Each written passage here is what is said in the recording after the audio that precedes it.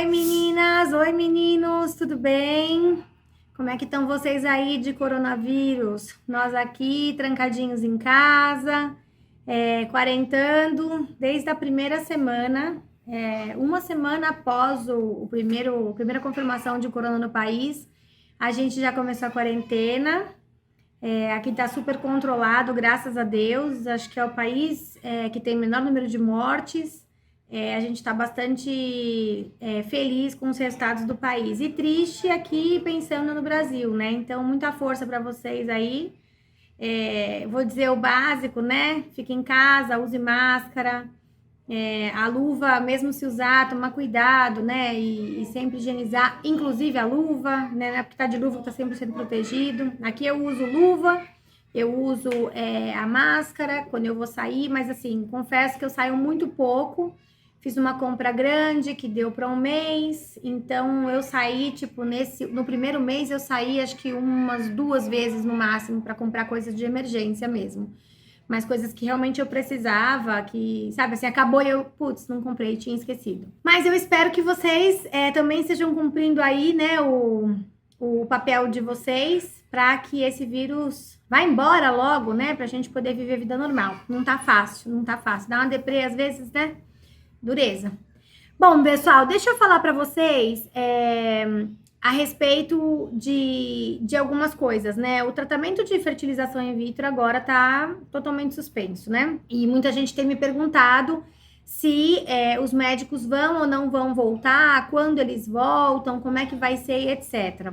Na verdade, por enquanto, a gente ainda tá naquele esquema de tratamentos com urgência. Por exemplo, uma pessoa que vai fazer vai iniciar um tratamento de quimioterapia. Essa pessoa precisa fazer a coleta dos óvulos urgente. Então, nesse caso, essa pessoa vai poder fazer, né, a indução, a captação, tudo que for necessário para poder fazer o congelamento dos óvulos. As transferências ainda não estão liberadas, a menos que seja também por algum motivo muito assim especial, mas assim, ainda estamos segurando um pouquinho, ainda a Associação de Reprodução Humana ainda está segurando um pouquinho esse avanço, né, nos processos de fertilização.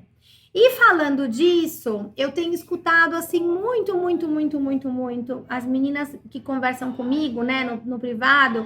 Elas falam, Cláudia, tô super decepcionada, tô super frustrada, tô super ansiosa, porque, poxa, eu tava já no ponto para fazer o tratamento, já tinha acabado os meus exames, eu já tinha começado a fazer os exames, né? Mais um pouco eu já terminava para poder fazer a FIV.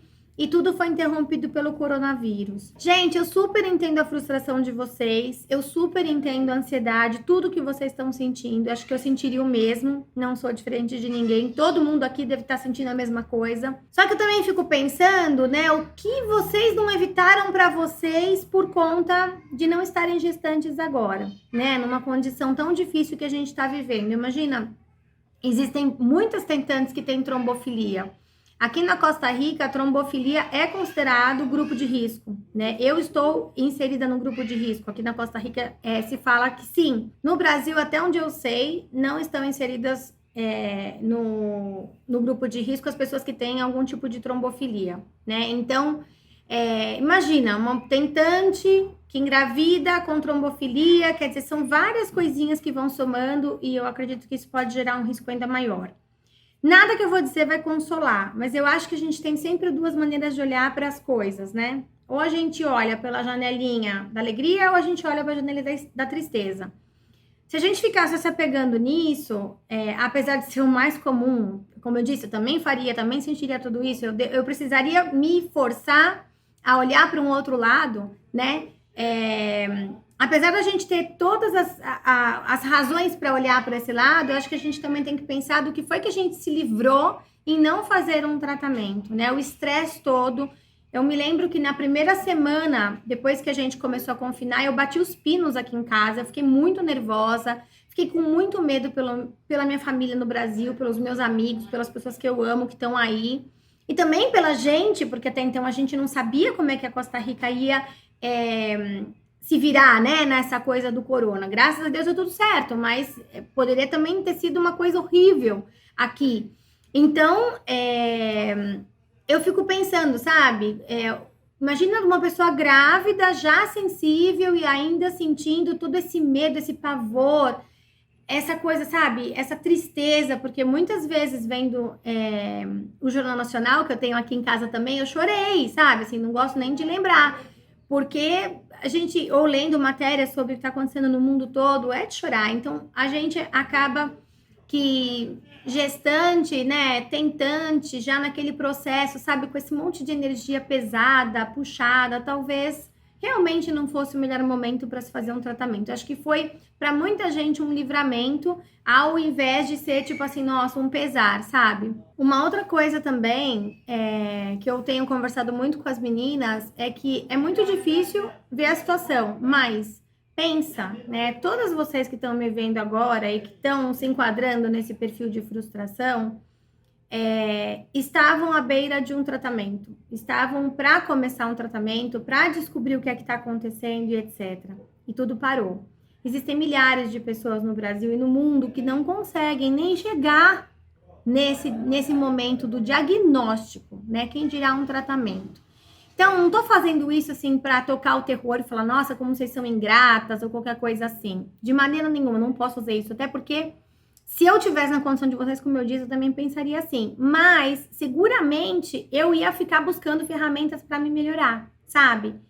Então, eu acho que a mensagem é essa. Poxa, tem tantas pessoas que gostariam de estar no nosso lugar e não conseguiu. Por exemplo, eu tive 2 FIVs negativas. Eu me arrependo de ter feito. Eu sou frustrada porque deu negativo e tal.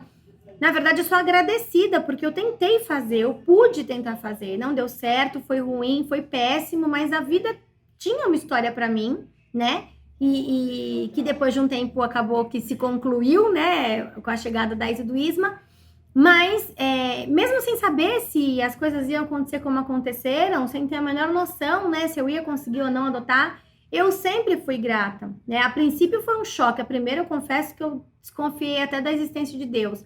Mas na segunda, que eu já tinha levado a primeira porrada, eu já olhei para a situação de uma maneira diferente e falei, puxa, sabe?